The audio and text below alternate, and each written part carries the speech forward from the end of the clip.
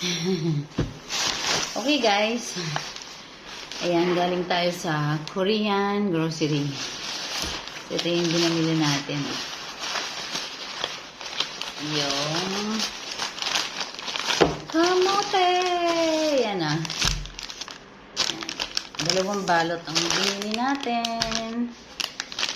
Tapos buksan natin ang isa.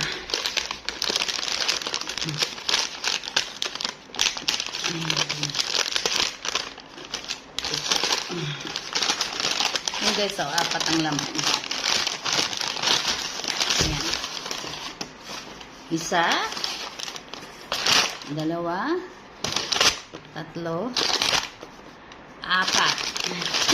Mainit pa siya.